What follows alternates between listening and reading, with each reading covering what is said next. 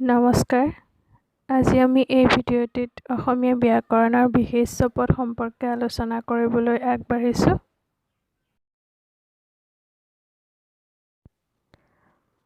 বিশেষ্য পদ কাক বোলে?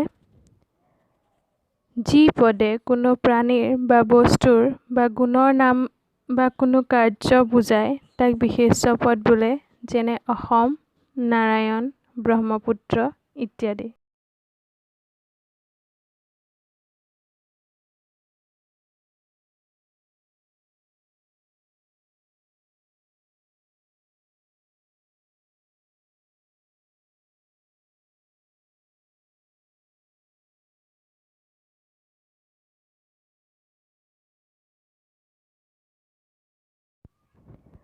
বিশেষ্য পদৰ ভাগ কেইটা আৰু কি কি? বিশেষ্য পদৰ ভাগ ৫টা: সংজ্ঞাবাচক বা নামবাচক বিশেষ্য, শ্ৰেণী বা জাতিবাচক বিশেষ্য, বস্তুবাচক, ক্ৰিয়াবাচক, গুণবাচক।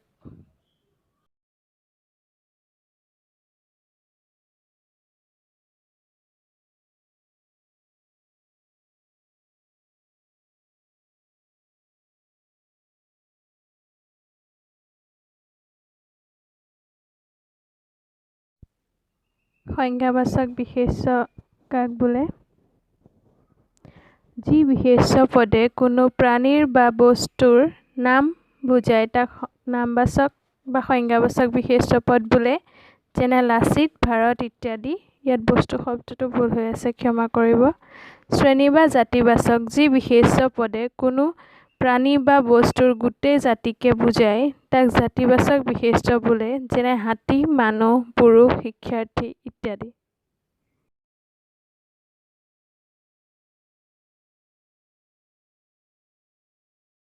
বস্তুবাচক বিশেষ্য পদ কাক বোলে? যি বিশেষ্য পদে কোনো বস্তু বা পদাৰ্থৰ নাম বুজায় তাক বস্তুবাচক বিশেষ্য পদ বোলে, যেনে কাঠ, বাঁহ, পানী ইত্যাদি। ক্ৰিয়াবাচক বিশেষ্য: যি বিশেষ্য পদে কোনো কামৰ নাম বুজায় তাক ক্ৰিয়াবাচক বিশেষ্য পদ বোলে, যেনে শয়ন, গমন, ভোজন ইত্যাদি।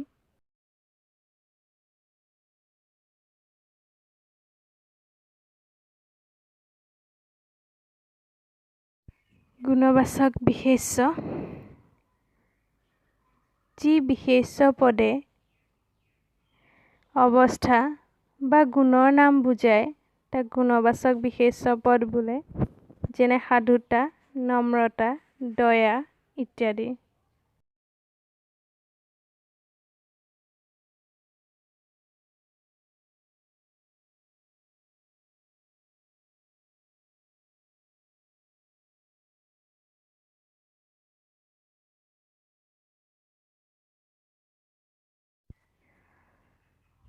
অসমীয়া ব্যাকৰণ সম্পৰ্কে এনেধৰণৰ ভিডিঅ'সমূহ লাভ কৰিবৰ বাবে মোৰ এই চেনেলটো ছাবস্ক্ৰাইব কৰিব আৰু লগতে বেল আইকনটো দবাই দিব। শ্বেয়াৰ আৰু লাইক কৰিবলৈও নাপাহৰিব। ধন্যবাদ।